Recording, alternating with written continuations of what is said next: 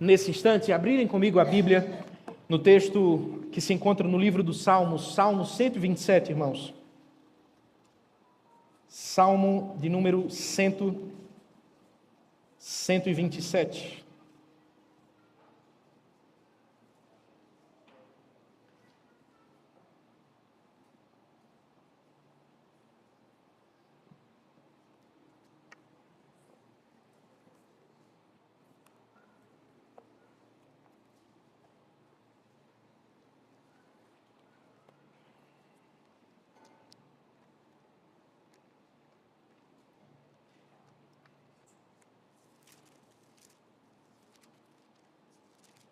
Salmo de número 127, conforme você pôde ver no seu boletim informativo que recebeu na entrada.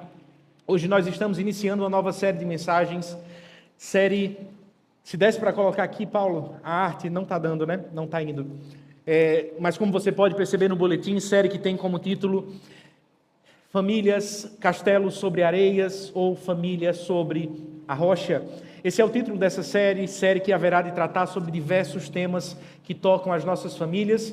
Então, se você está iniciando a sua família, se você acabou de se casar, como temos alguns casais aqui, um casal particularmente da nossa igreja, Vinícius e a Manu, ou se você já caminha como família há muitos e muitos anos, como casado, saiba que essa mensagem é para todos nós, que Deus fale ricamente aos nossos corações. Essa é a nossa expectativa à medida que iniciamos essa série de mensagens. Irmãos, Salmo 127, antes de ler o texto, eu queria convidá-lo mais uma vez a orar comigo, pedindo o favor de Deus sobre as nossas vidas. Oremos. Deus, muito obrigado por estarmos aqui nessa noite e abrirmos a Tua palavra e agora termos a chance de ouvir a Tua voz.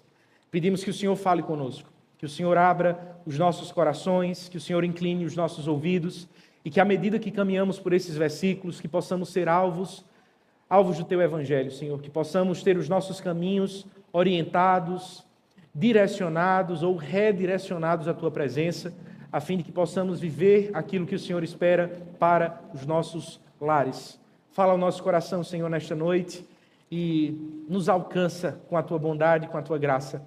É no nome do Senhor Jesus que nós oramos. Amém e amém. Irmãos, era fevereiro de 1998, quando todo o Rio de Janeiro e logo depois todo o Brasil haveria de ficar em choque frente à notícia de que um prédio de 22 andares estava agora no chão. Deixando 8 mortos, o Palace 2 caiu repentinamente. Depois de anos de risco e depois de alguns dias de aviso da Defesa Civil, em questão de segundos, aquela grande construção rapidamente ruiu. Qual a causa de tamanha tragédia? O que levou uma construção aparentemente, que era para ser tão sólida, em poucos instantes achar-se no chão? De acordo com as análises que foram feitas pelos especialistas após a tragédia, a razão foi um terrível erro de cálculo. Os construtores simplesmente, em termos práticos, deram as costas para aquilo que pregava os manuais da construção civil e erraram de forma absurda no que diz respeito ao cálculo das vigas de sustentação. Como resultado disso, aquele prédio, que deveria durar séculos, ruiu em poucos segundos. Não é esse um risco que nós também corremos? O erro que aqueles homens cometeram e que levou a uma tamanha tragédia, até que ver aquela sólida construção ruir perante os seus olhos. Não é também uma ameaça, ou não é este também um risco que nós, como família, também podemos correr na construção dos nossos lares? Não estamos envolvidos na construção civil, não todos nós. Mas a verdade é que todos nós, independentemente da idade que tenhamos, estamos diretamente envolvidos na construção do edifício mais importante que podemos entrar nesta terra. O edifício dos nossos lares, irmãos. As nossas famílias estão em obras. E se não nos atentarmos, podemos rapidamente trilhar os mesmos caminhos daqueles maus construtores. Podemos dar de ombros, dar as costas para o manual da construção das nossas famílias. Falo sobre a Bíblia, aquilo que a Bíblia nos ensina acerca da construção dos nossos lares. É diante desta verdade, deste perigo iminente, que nenhum de nós estamos protegidos de incorrer, que preciso fazer a você a pergunta que essa série haverá de nos fazer ao longo dos próximos domingos. Aonde você tem construído a sua família? Você tem uma família sobre a rocha? Ou você tem construído uma casa ou uma família, um castelo sobre areia? É sobre isso que haveremos de estudar nesta noite. E para tanto, agora eu queria que você acompanhasse comigo a leitura desse salmo, Salmo de número 127. Vamos fazer a exposição apenas dos versos de 3 a 5. Mas para que nos fique claro, gostaria de convidá-lo a acompanhar comigo a leitura a partir do primeiro verso. Assim diz o Senhor: se o Senhor não edificar a casa, em vão trabalham os que edificam. Se o Senhor não guardar a cidade, em vão vigia a sentinela. Será inútil levantar de madrugada, dormir tarde, comer o pão que conseguiram com tanto esforço. Aos seus amados ele o dá enquanto dormem. Herança do Senhor são os filhos, o fruto do ventre, seu galardão. Como flechas na mão do guerreiro, assim são os filhos da sua mocidade.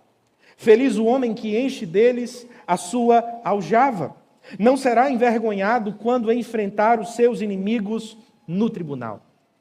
O texto que acabamos de ler faz parte de uma porção dentro do livro dos Salmos, conhecida como os livros ou os salmos de peregrinação, ou nas versões mais antigas, os salmos de romagem. Esses salmos eram entoados pelo povo de Deus enquanto eles peregrinavam das suas diferentes cidades ou vilarejos em direção a Jerusalém, a fim de lhe prestar culto ao Senhor. Esta era uma canção que anualmente estas pessoas cantavam. Tratava-se de uma canção mais do que simplesmente da mente, mais do coração daqueles peregrinos, dos cristãos do Antigo Testamento. Pelo que tudo indica, esse salmo foi escrito por Salomão. E assim como o Salmo de número 128, aquele que vem logo em seguida, este salmo nos apresenta um forte teor familiar. É por isso que alguns tendem a apontar o Salmo 127 e 128 como salmos gêmeos. Esses salmos parecem nos relatar, por assim dizer, o caminhar, o destrinchar, o desenrolar das nossas próprias histórias familiares. Desde o momento em que nos casamos e construímos as nossas casas, os nossos lares, ao passo que temos os nossos filhos, à medida que envelhecemos, até o momento em que finalmente desfrutamos da sobremesa da vida familiar, como dizem alguns, a presença ou o surgimento dos primeiros netos. Pois bem, é isso que o Salmo 127 e 128 nos apresentam. Quando olhamos para o Salmo 127, conseguimos perceber Salomão nos apresentando 4 grandes quadros que destrincham, por assim dizer, a vida familiar. Olhamos, por exemplo, a partir do verso 1, Salomão nos falando sobre o desenrolar, a construção de uma família ou de uma casa. Ele nos fala, ou ele tenta nos orientar quanto à forma que deveríamos enxergar esse momento tão importante da vida. Ao nos dizer que, se o Senhor não edificar a casa, em vão trabalham os que nele edificam. Ele mostra que o Senhor é a razão, o Senhor é a base, o Senhor é a sustentação de toda família, de toda casa. Nós não conseguimos construir os nossos lares por nossas próprias forças ou de acordo com as nossas próprias mentes. Se o Senhor não fizer, em vão trabalham os que nele edificam. Partindo do ambiente familiar, o texto nos leva para a área da segurança. O que nos é mais caro senão a segurança das nossas próprias vidas e dos nossos? O texto diz, apontando para essa área, versículo de número 2, que é o Senhor que guarda a cidade. E se não tivermos isso em mente, ou se o Senhor não guardar os muros das nossas cidades, em vão trabalham os sentinelas. Se ele falou sobre família, em segundo lugar nos apresentou a imagem de uma cidade a fim de tocar no campo da segurança. Agora perceba comigo como Salomão faz questão que os seus leitores reorientem os seus olhos quanto à maneira que enxergam o trabalho. Podemos errar na forma que interpretamos as nossas casas, a forma como interpretamos a nossa segurança, Mas talvez nada nos seja um erro tão frequente quanto a forma que constantemente mal interpretamos os nossos recursos ou os nossos trabalhos. Facilmente podemos ser levados a pensar que aquilo que possuímos, aquilo que temos, o dinheiro que conseguimos alcançar são unicamente fruto dos nossos esforços. O que o texto está nos dizendo é que nem isso não é verdade. Assim como o Senhor é a causa, é a base da edificação dos nossos lares, é a razão última da segurança das nossas cidades, Ele é aquele que levanta provisão sobre as nossas famílias, que derrama recursos sobre as nossas mesas. Será inútil levantar de madrugada, dormir tarde, comer o pão que conseguiram com tanto esforço. Aos seus amados, Ele o dá enquanto dormem. Vocês conseguem perceber a clareza destes 3 quadros que Salomão nos apresentou até aqui? Primeiro, família. Em segundo lugar, segurança. Em terceiro lugar, finalmente, trabalho. Se essas 3 áreas podem ser alvos de distorções da parte do nosso coração, a verdade é que os nossos filhos não estão protegidos disto.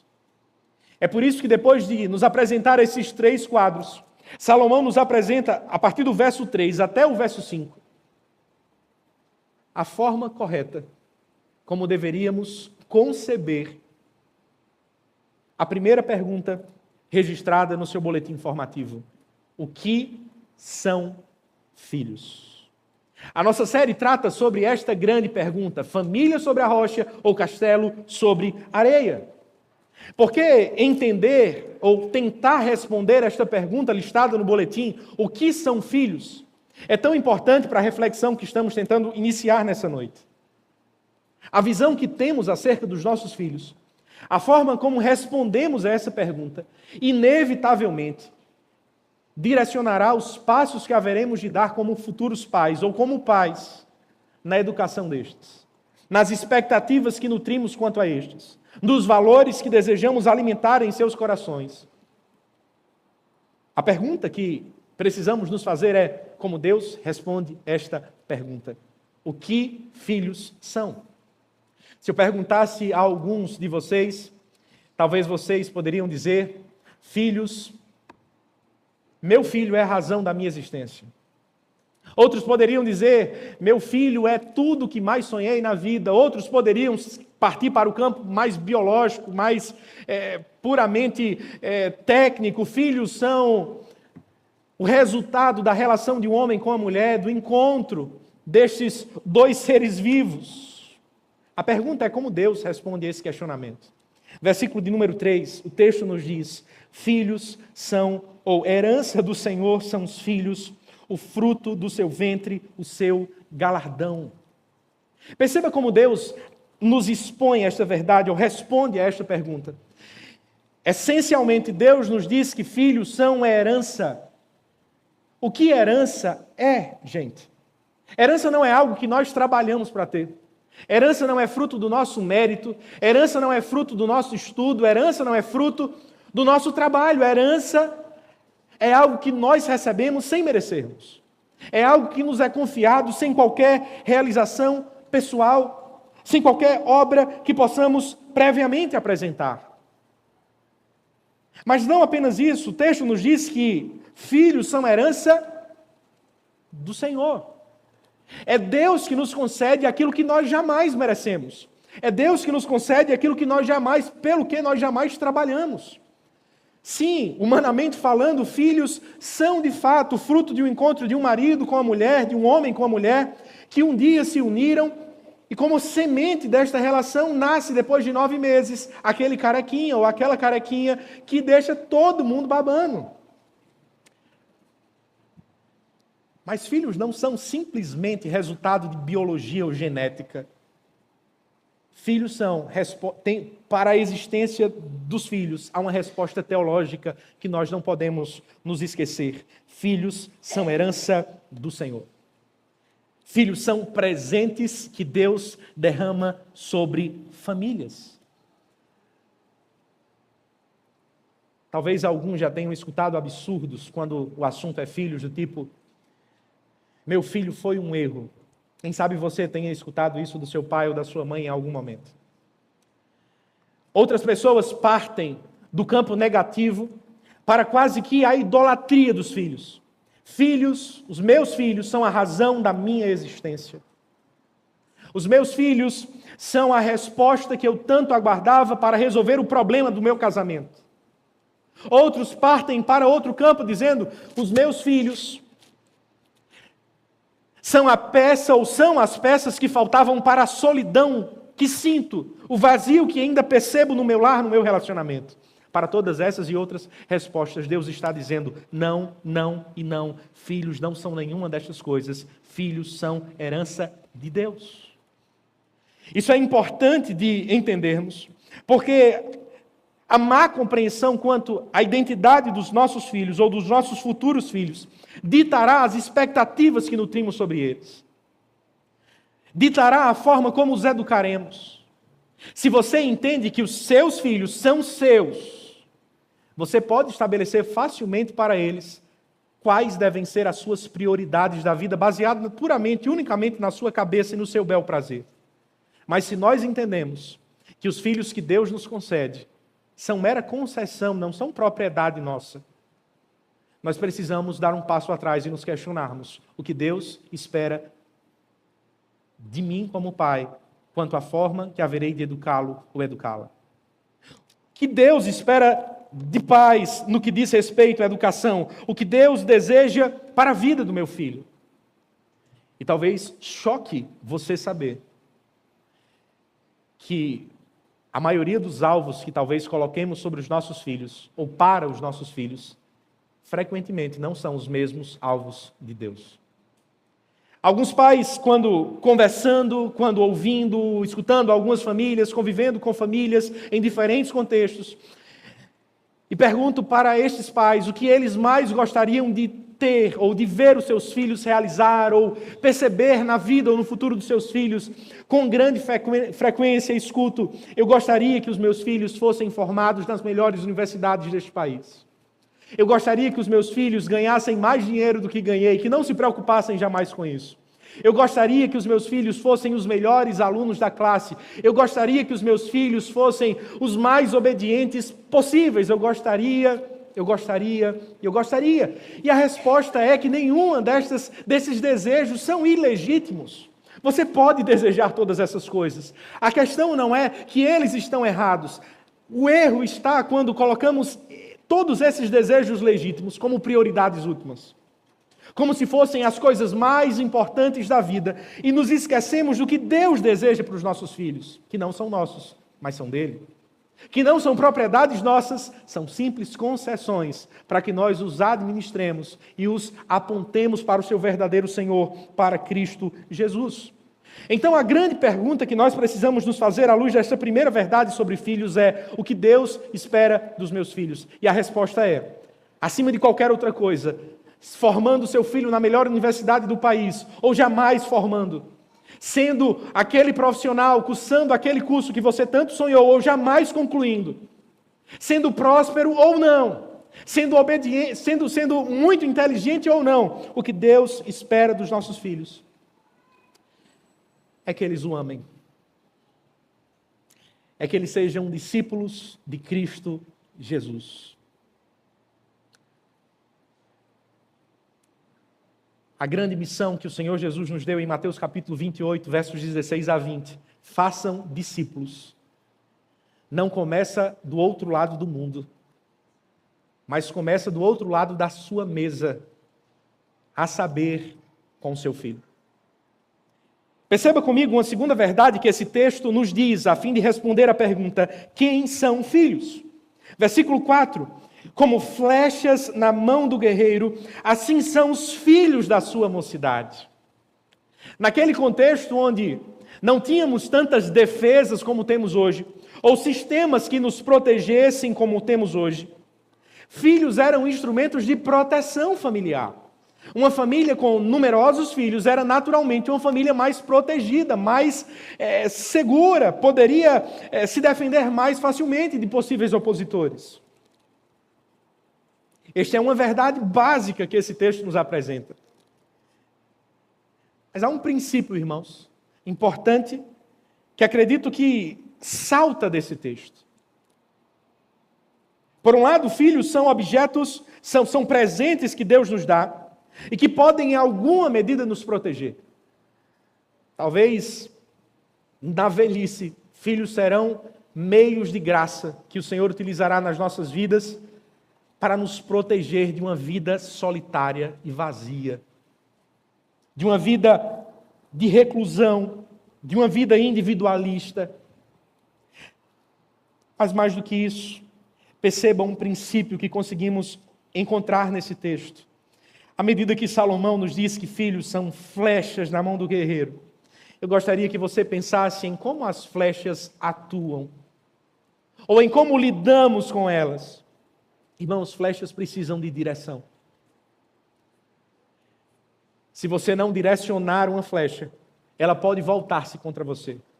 Se você não for hábil no exercício de apontar e de direcioná-la no caminho correto, facilmente ela pode lhe machucar ao invés de lhe proteger. Salomão sabia disso. O que Deus nos mostra como princípio nesse texto é que se filhos são instrumentos ou meios de graça que podem canalizar bênção sobre a nossa vida como proteção nos mais diferentes sentidos e contextos, eles precisam de direção.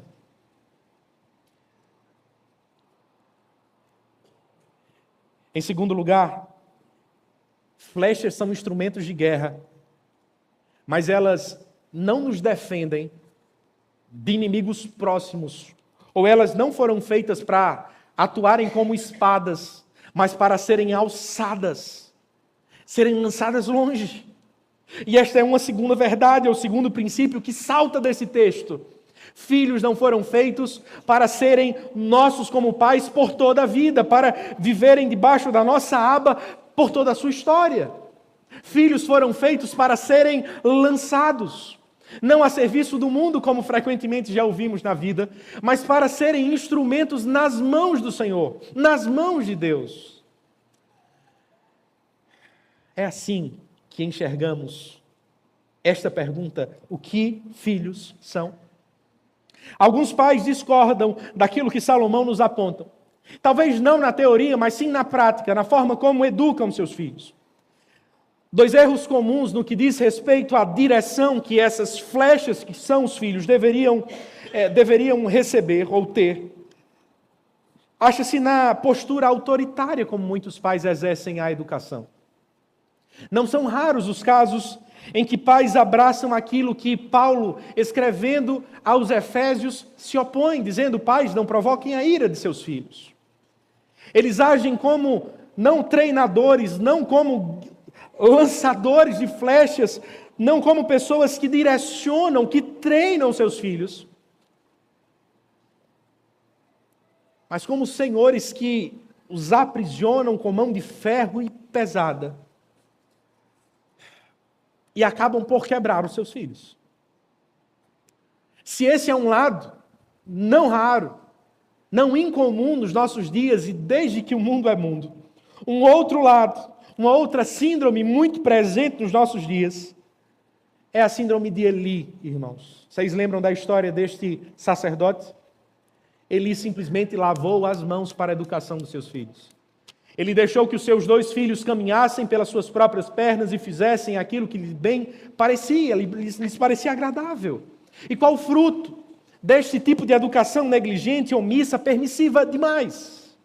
Esses 2 homens acabaram por machucar o seu pai, acabaram por ser a ruína de seu pai, acabaram por desonrar a Deus ao invés de servi-lo. Ao invés de flechas lançadas longe, esses homens simplesmente foram a desgraça da sua própria casa. Podemos errar por pesar demais a mão, podemos errar por simplesmente colocar as nossas mãos nos bolsos e deixar que filhos caminhem sozinhos. Filhos são como flechas. Flechas precisam de direção. Em terceiro lugar, percebam uma última verdade que esse texto nos aponta. O texto nos diz no versículo 5: feliz o homem que enche deles a sua aljava. Não será envergonhado quando enfrentar os seus inimigos no tribunal. O cenário é o mesmo, o ambiente é o mesmo. Imagine um homem cercado por 12 flechas, por 12 filhos, diante das portas da cidade, onde os tribunais aconteciam.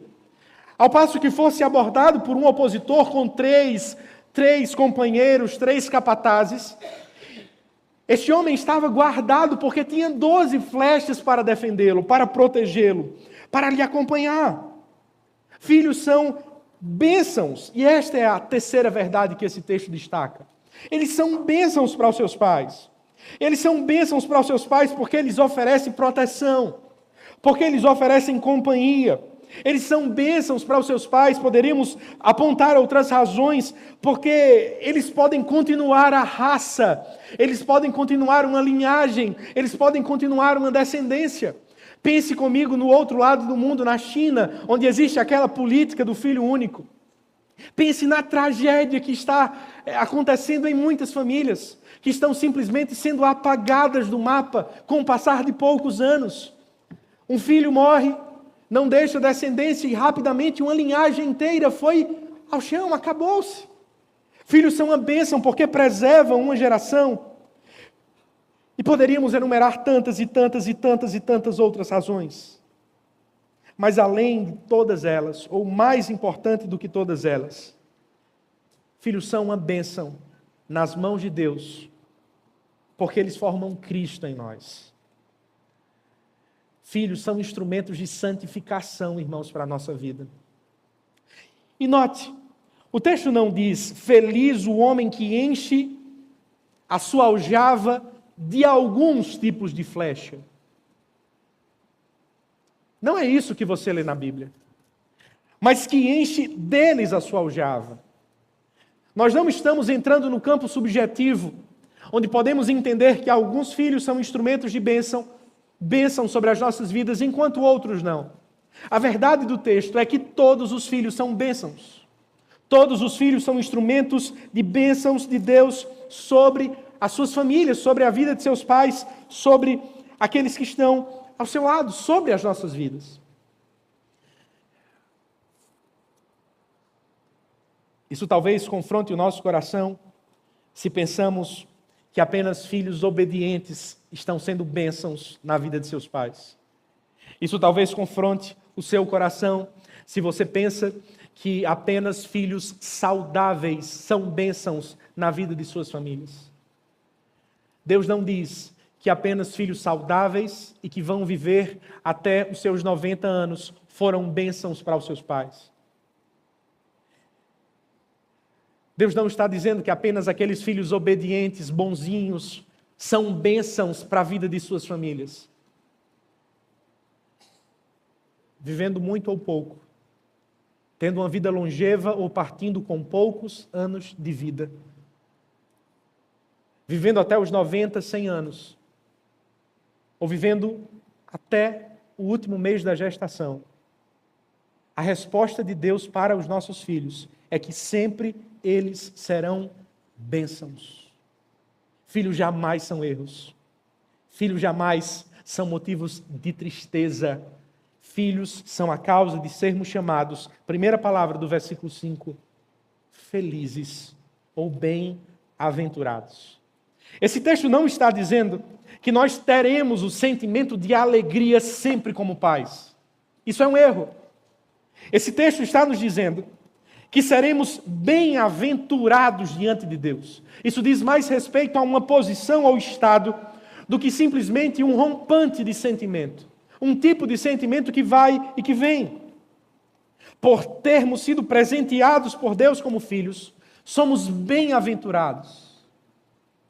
Porque Deus está usando os nossos filhos, sejam eles quem forem, tenham a vida que tiverem, sejam fáceis ou difíceis no trato, caminhem conosco durante muitos anos ou poucos anos, sejam filhos que foram enxertados na nossa barriga ou no nosso coração, filhos que vieram por forma natural ou vieram por forma de adoção pelo coração, todos os filhos são instrumentos de bênçãos. Todos os filhos são presentes que o Senhor nos concede, bem-aventurado são todos aqueles que os recebem. Os melhores presentes de Deus, geralmente, gente, não são fáceis. Isso é importante de se destacar. Filhos são bênçãos, mesmo que tê-los não seja fácil, e não é fácil. Eu não sei por experiência, eu não sei pela prática, mas eu sei pelo trabalho que eu dei para os meus pais e pela expectativa que tenho pelos meus. Mas ainda assim, filhos são presentes de Deus.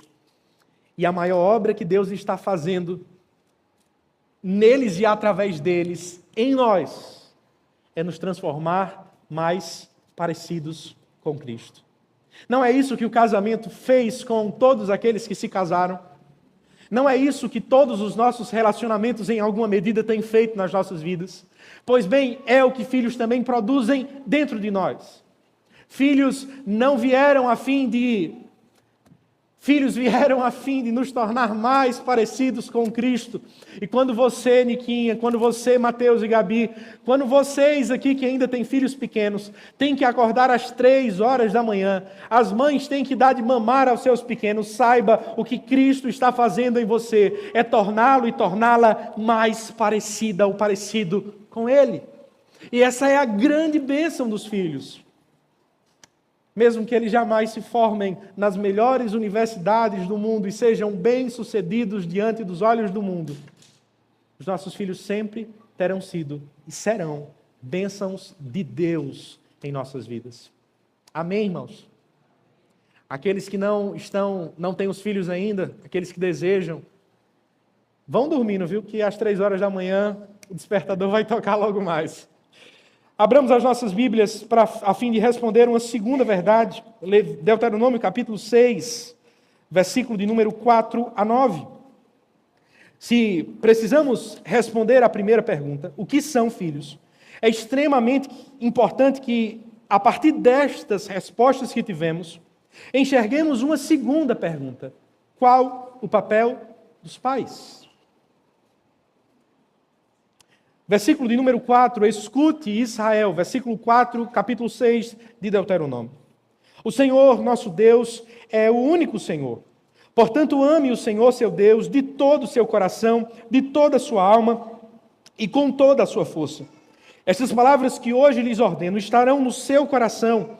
Você as inculcará a seus filhos e delas falará quando estiver sentado em sua casa, andando pelo caminho, ao deitar-se e ao levantar-se. Também deve amarrá-las como sinal na sua mão, e elas lhe serão por frontal entre os olhos. E você as escreverá nos umbrais de sua casa e nas suas portas.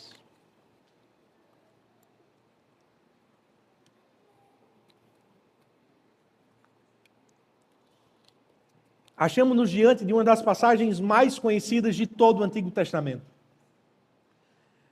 Deus havia dado a lei a Moisés, as tábuas, e após ter dado essas tábuas a Moisés, com os vários mandamentos que estudamos alguns meses atrás, o Senhor, através do seu servo, chama o povo a um relacionamento pessoal com Ele. Assim como Deus chamou Adão, lá atrás, no Éden, colocou ele de canto, como responsável pela sua família. À luz de Deuteronômio capítulo 6, instrumentalizando Moisés para isso, Deus chama os líderes daquelas famílias para o mesmo momento tete a tete, olho no olho. Deus chama os pais daquelas famílias, daquelas mais de 2 milhões de pessoas que à época constituíam o povo de Israel, após a saída do Egito, para desafiá-los, para ordenar a estes um compromisso pessoal que estes e os seus deveriam ter com Ele.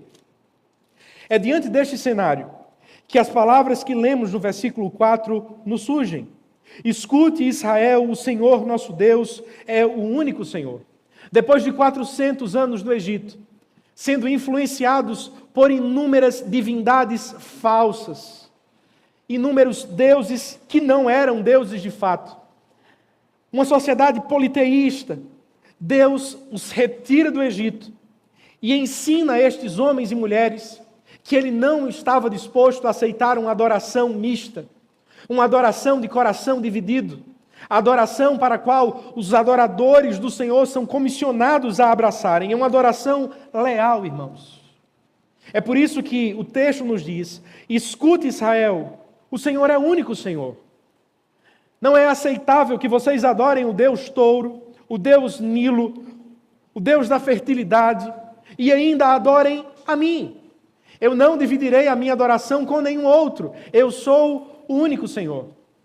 Se por um lado chamou os seus adoradores a uma adoração leal, o Senhor também os comissionou a uma adoração íntegra ou integral, irmãos. Perceba comigo aquilo que o verso 5 nos diz: portanto, ame o Senhor, o seu Deus, de todo o seu coração, de toda a sua alma e com toda a sua força. Em outras palavras, eu quero que vocês me amem com tudo que são e com tudo que têm, com toda a integralidade de sua existência, de seu ser. Não aceito nada menos que isso. Que chamado poderoso, eloquente, desafiador Deus faz àquele povo. No versículo número 6, como nota de transição para os versos 7 a 9, que nos são tão caros, Deus disse: estas palavras que hoje lhes ordeno estarão no seu coração. Desde que mundo é mundo, as pessoas tentam escrever e formular ensinos quanto ao segredo da boa educação. São muitos livros de autoajuda que vocês podem encontrar no mercado que vão tentar dar fórmulas para a boa pedagogia, o bom mestre, o bom professor. Mas talvez nesse texto nós encontremos aquilo que vários desses autores falharam em enxergar. Deus nos ensina que antes do ensino formal, o coração do mestre precisa estar entregue à mensagem que ele comunica. Basicamente é o que Deus diz àqueles pais. Deus fala àqueles homens que deveriam ensinar às suas famílias. Logo após, Deus vai falar sobre a educação, sobre onde o exercício da educação deve acontecer, mas antes de falar sobre quem deve educar, aonde a educação acontece, antes de falar sobre tudo isso, Deus fala sobre o coração de quem educa. Em outras palavras, Deus fala sobre o tipo de coração que nós, como pais ou futuros pais, precisamos ter. E que coração é esse, irmãos? Um coração inteiramente entregue ao Senhor. Essas palavras que hoje lhes ordeno estarão no seu coração. Como nós já estudamos em outros momentos, para a cultura hebraica, para a cultura destes dias, coração não é simplesmente um órgão que bombeia sangue. Coração é a sede de todas as vontades humanas. Coração é um sinônimo, biblicamente falando, para aquilo que guia todas as nossas faculdades. O nosso coração, biblicamente falando, é o volante da nossa existência. Ele dita a direção dos nossos passos. Logo, ao Deus dizer no versículo 6, essas palavras que hoje lhe ordeno estarão no seu coração, que ele está nos dizendo vocês precisam orientar todos os seus caminhos. A forma como enxergam o mundo, a forma como pensam, a forma como agem e reagem à luz destas palavras. Em outras palavras, Deus está chamando os pais a serem educadores íntegros, comprometidos não apenas teoricamente com a mensagem, com o ensino, mas a abraçarem de forma íntima, de forma pessoal, como parte de sua existência. Irmãos, como isso é importante, como isso é relevante, que grande mensagem, que grandes lições Deus está nos ensinando através deste versículo 6. Deus nos ensina através deste versículo 6 que a coisa mais importante que os nossos filhos podem ter na vida é perceber em nós corações verdadeiramente rendidos a Cristo Jesus. Ele vai nos ensinar muitas coisas sobre educação, mas antes disso, Deus está dizendo, antes da missão, a comunhão, antes da missão, relacionamento, antes de fazer em meu nome, relacionem-se comigo, envolvam-se comigo, caminhem comigo. Antes de falar como meus representantes, tenham intimidade comigo, andem ao meu lado, vivam em intimidade com a minha pessoa. Mas podemos nos esquecer disso. Podemos nos esquecer que aquilo que podemos entregar de mais preciosos para os nossos filhos é fazer-los enxergar em nós Cristo Jesus. Podemos achar que na vida o que há de mais importante para entregar para os nossos filhos é uma herança gorda. São muitos cifrões que haverão de receber logo depois da nossa morte. Podemos achar que aquilo que de mais precioso podemos entregar para os nossos filhos é que eles olhem para as nossas carreiras e vejam que nós fomos bem-sucedidos nas nossas profissões. Podemos achar que o que mais importante podemos entregar aos nossos filhos são experiências de entretenimento, de viagens para outros lugares, para outros países, para outras cidades. Não, irmãos, o que Deus está nos ensinando é que o que há de mais importante nesta vida que podemos entregar aos nossos filhos é o legado de um coração que amou a Deus inteiramente. Pais que foram inteiramente rendidos aos pés de Cristo. Meu irmão, este é o legado que você tem deixado para o seu filho. É o que você tem buscado. É o que você tem priorizado. Permita-me lhe perguntar: você tem investido na sua vida espiritual? Não raramente conheço os pais que se questionam quanto aos rumos espirituais que seus filhos têm trilhado. Eles reclamam que os seus filhos não leem a Bíblia, que eles não oram, que eles estão imersos no celular, na internet, nas redes sociais, em jogos. Eles estão escravos de amizades impuras, de amigos que não conhecem o Evangelho. A primeira pergunta que gosto de fazer é: certo, tudo isso pode ser verdade, mas como está o seu coração? Como está a sua vida? E talvez esse peso deveria cair ainda mais sobre nós homens, sobre você pai, você que sonha ser pai. Como está o seu relacionamento com Deus? Vivemos uma sociedade que pinta um grande quadro do que é ser um homem de sucesso.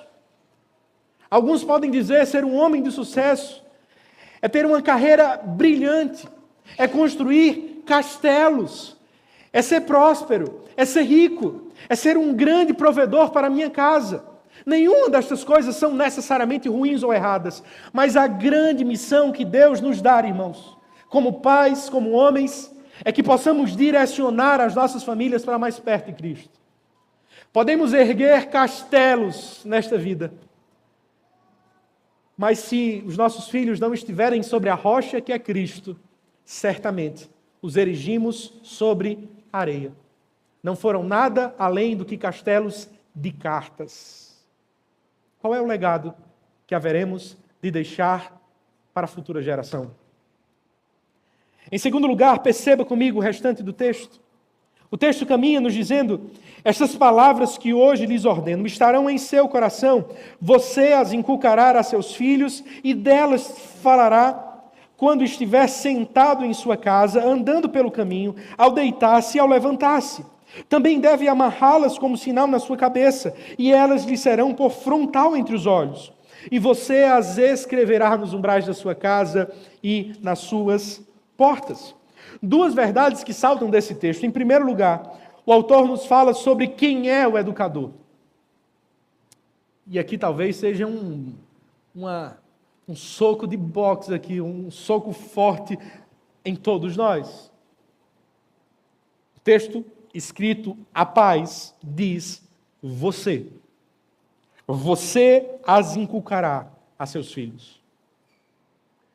Eis uma missão que Deus concede à família, aos pais.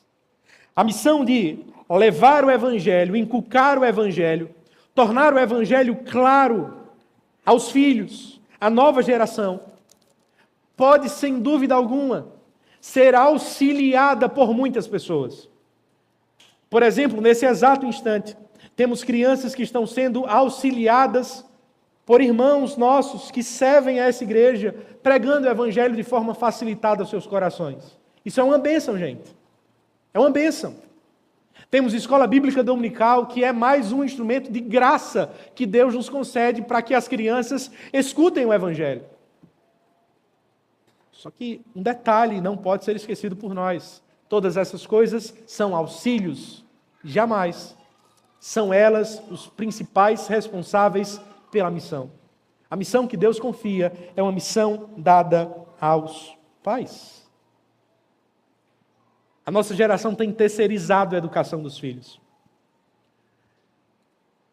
Delegamos a escola, alguns desejam uma escola cristã, e eu oro a Deus e peço que se multipliquem cada vez mais, mas há muitas vezes uma motivação equivocada de delegar educação para a escola, erro.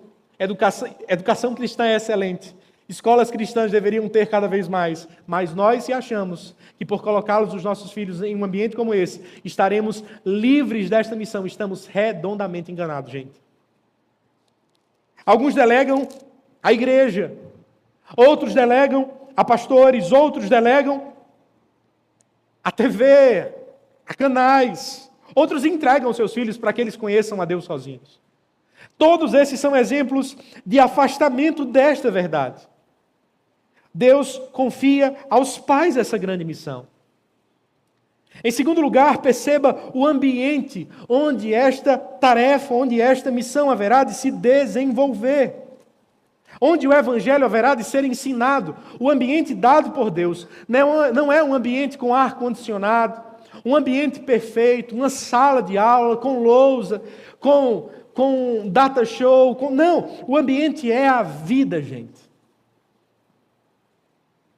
O ambiente é a sua mesa, é o seu carro, é a ida para o colégio, é quando você está levando seu filho para a natação, para o futebol, para o futsal, é quando você está dando banho nele, é quando você está brincando com ele.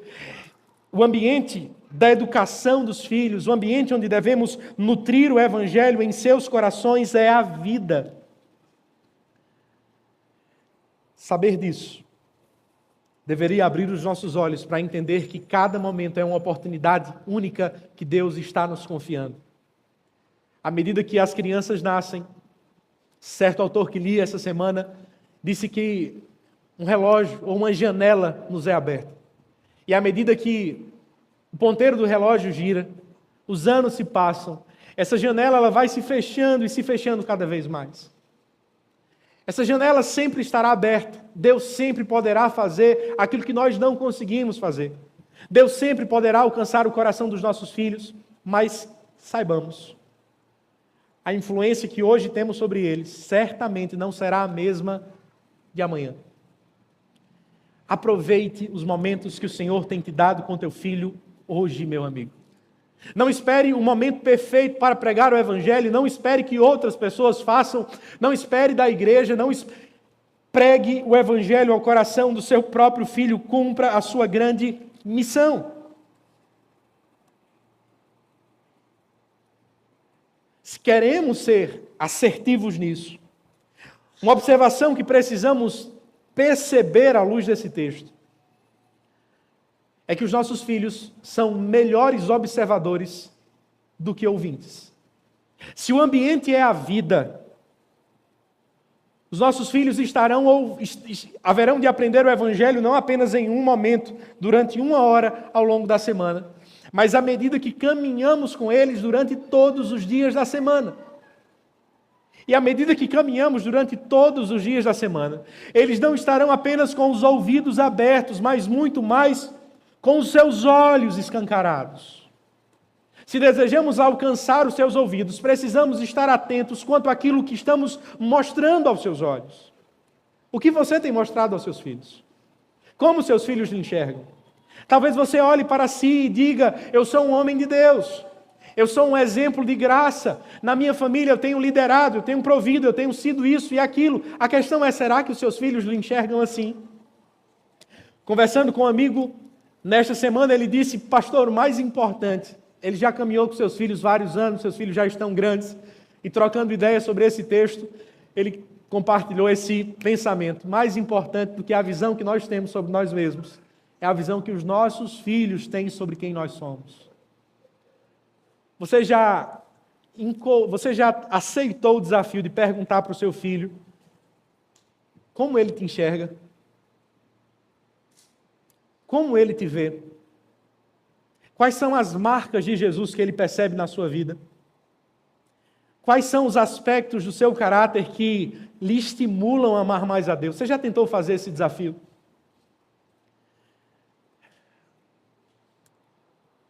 Mais do que ouvintes, os nossos filhos são bons observadores. Sendo isto verdade, eu gostaria de lhe desafiar a fazer aquilo que todos nós, sejamos pais ou não, devemos fazer nesta vida. Demonstrar o Evangelho na prática. E quando falo demonstrar o Evangelho, digo todo o Evangelho. Toda a palavra. Talvez, quando falamos sobre demonstrar a palavra na prática, ou levar a palavra para os nossos lares, podemos incorrer também em extremos, também em erros. Podemos alimentar uma visão dualista, uma visão bifurcada, uma visão limitada da vida e do que era a palavra na prática. Alguns pais podem se fixar nas leis, e sim, as leis de Deus precisam vigorar nos nossos lares. Os nossos lares precisam possuir normas, elas não são ruins, elas são expressões da bondade de Deus. Precisa ter hora para isso, precisa ter hora para aquilo, é válido, é lícito. Mas além das leis, irmãos, os nossos lares deveriam ser cheios de expressões que demonstram a resposta que Deus nos dá quando as leis não conseguem ser cumpridas. Quando a lei não foi cumprida por você, meu amigo, o que Deus fez por ti? Quando nós não conseguimos nos achar à altura da lei de Deus, o que Ele faz conosco, irmãos? Deus nos disciplina, verdade. Nós não podemos nos esquecer dessa parte da Bíblia. É legítima. Pais precisam disciplinar os seus filhos. A correção é um instrumento de graça, não de falta de amor. Mas esse não é todo o Evangelho. Podemos parar aí. Podemos errar por simplesmente ficar presos aqui.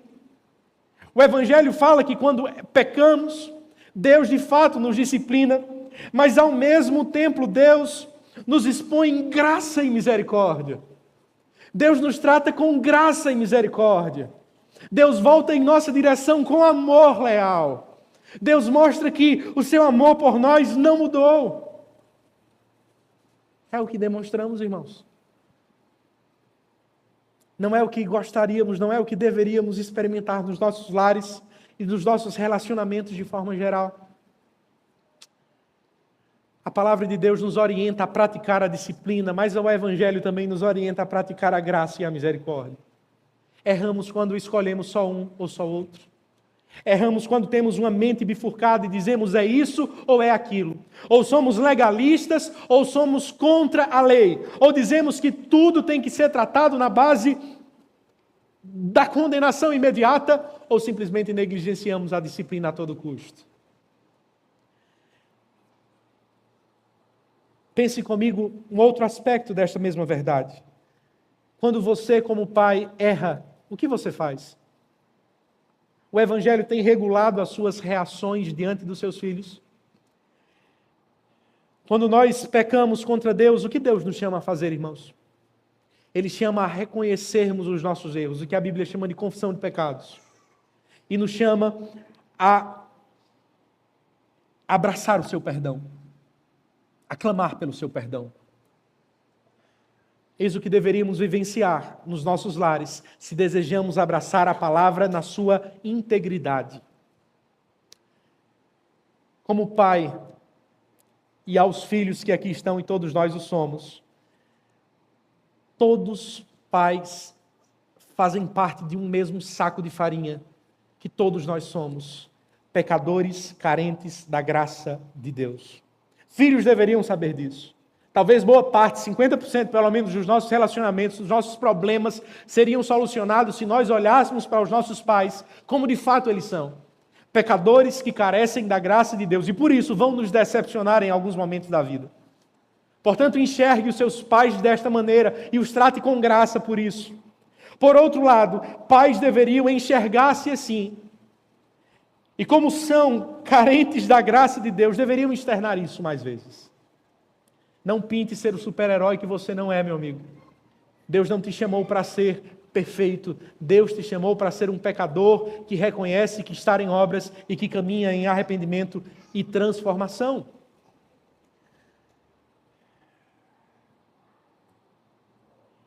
Qual é o legado, irmãos? Qual é o legado que nós temos deixado para os nossos filhos? Em algum momento desta mensagem, eu disse para vocês que o maior legado que podemos deixar para os nossos filhos não é de ordem financeira, mas de ordem espiritual. Não há nada mais precioso do que isso. Nesse livro escrito pelo autor John Piper, chamado Completando as Aflições de Cristo, Piper nos expõe a biografia de William Tyndale, Adoniran Judson e John Paton, 3 missionários que entregaram as suas vidas e foram mortos no campo missionário.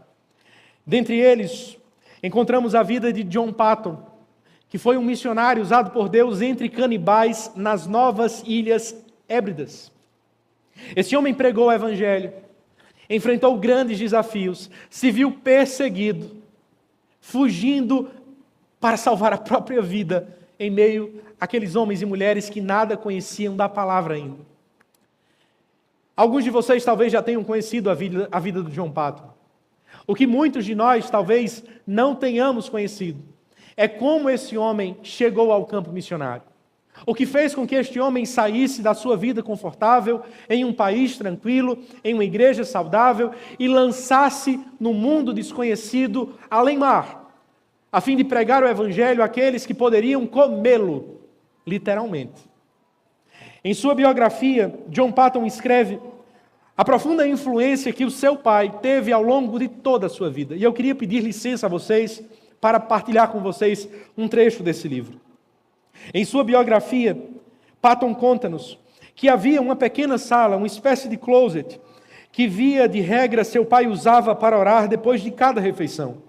As 11 crianças sabiam disso e respeitavam o lugar, além de terem aprendido dele a terem um profundo respeito por Deus através da devoção do seu pai durante aqueles momentos de oração. Abre aspas para o que o Paton escreve.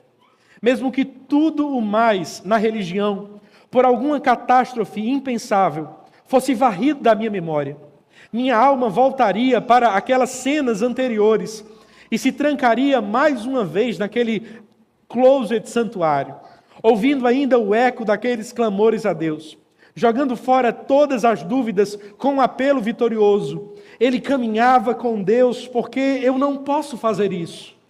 Jamais conseguirei explicar o quanto as orações de meu pai daquela época me marcaram. Nem outra pessoa poderia entender. Uma cena, Piper escreve, capta melhor a profundidade do amor existente entre John e o seu pai. E o poder do impacto dele na vida e coragem e pureza inflexíveis de John. Chegara um momento do jovem Paton deixar o lar e ir para o lugar onde haveria de estudar teologia e tornar-se missionário. A distância de sua cidade natal até a estação de trem era de uma caminhada de 64 quilômetros. 40 anos depois, Paton escreveu: meu querido pai caminhou comigo os primeiros 10 quilômetros da estrada. Seus conselhos e lágrimas e conversa celestial sobre aquela jornada de partida estão frescos em meu coração como se tudo tivesse acontecido ontem. E as lágrimas correm livremente em minha face, agora como na época. Sempre que a lembrança me leva às escondidas à cena. No último meio quilômetro, ou perto disso, caminhamos juntos em um silêncio quase impenetrável. Seus lábios continuavam se movendo em oração silenciosa por mim. E suas lágrimas caíram rápidas quando nossos olhos se encontraram, pois toda fala era vã. Hesitávamos em chegar ao lugar designado para a partida.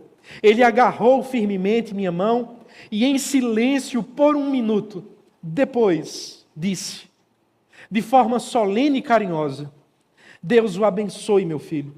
Que o Deus do seu pai o faça ter sucesso e o proteja de todo mal.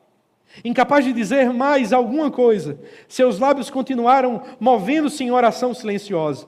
Abraçamo-nos em lágrimas e partimos. Corri tão rápido quanto podia, e quando estava para virar em uma curva da estrada, onde ele me perderia de vista, olhei para trás e o vi ainda parado com a cabeça descoberta onde eu deixara, olhando fixo para mim. Acenando a Deus com o meu chapéu, fiz a curva e em um instante saí de vista. Mas meu coração estava muito cheio e doído para me levar adiante. Então, elevando-me com cuidado, escalei o dique para ver se ele ainda estava onde o deixara. E naquele momento, tive um vislumbre dele escalando o dique, procurando por mim. Ele não me viu, e depois de olhar ansioso na minha direção por um momento, ele desceu, virou em direção de casa e começou a retornar. A cabeça ainda descoberta e o seu coração, tenho certeza, ainda elevado em oração por mim. Observei através das lágrimas que me cegavam até sua forma se desvanecer. Então apressei-me em meu caminho, prometendo profundamente e diversas vezes, com a ajuda de Deus, viver e agir de maneira a nunca afligir nem desonrar esse pai e a mãe que ele me dera. O impacto da fé, oração, amor e disciplina do meu pai foi imensurável. Poucas coisas nesta vida podem ter mais impacto sobre a vida de filhos do que pais que escolheram amar o Senhor de todo o seu coração. Não deseje outra coisa mais do que isso. Seus filhos não precisam de mais bens, os seus filhos não precisam lhe ver mais bem-sucedido, os seus filhos carecem de vê-lo caminhar com Deus. Vamos orar, irmãos, nesse instante. Convido você a fechar os seus olhos. Tenhamos um tempo em oração e em seguida vamos responder ao Senhor em um louvor. Senhor Deus, nós nos curvamos à Tua presença nesta noite, Senhor. Queremos reconhecer diante de Ti o quanto precisamos melhorar. O quanto precisamos, Deus, ser transformados por Ti. Deus, nós que ainda não somos pais, mas aguardamos este momento e desejamos criar os nossos filhos na Tua presença, Senhor. Ainda enxergamos em nós tantos erros, tantas faltas. Por favor, Deus, corrige isso em nós. Aqueles que já são pais, Senhor, e têm enfrentado as mesmas lutas, nós te pedimos, socorre-os. Ajuda-nos, Deus, a caminhar contigo. Não queremos erigir castelos, Senhor, impressionantes aos homens, mas alicerçados sobre a areia que não poderá resistir às tempestades da vida. Nós te pedimos, ajuda-nos. Com o teu favor, queremos construir os nossos lares sobre a tua rocha, sobre a tua presença.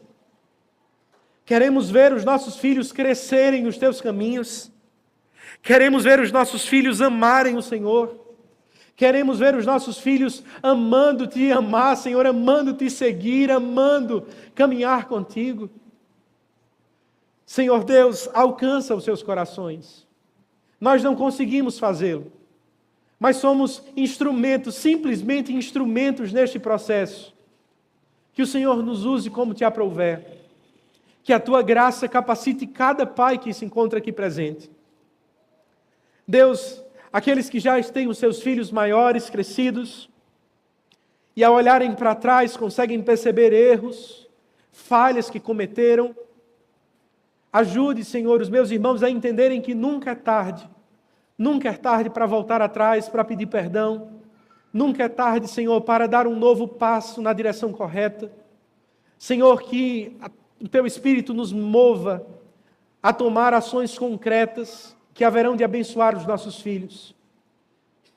O futuro deles, o presente deles, haverão de colocar em coisas, colocar em ordem coisas que ainda não estão em ordem quanto ao passado. sejam eles pequenos, adolescentes, jovens ou adultos. Dá-nos da tua graça, Senhor, para fazer aquilo que só para nós sozinhos é impossível. Senhor Deus, eu te peço de forma especial por pais que sonham com os filhos, ou pais que perderam seus filhos.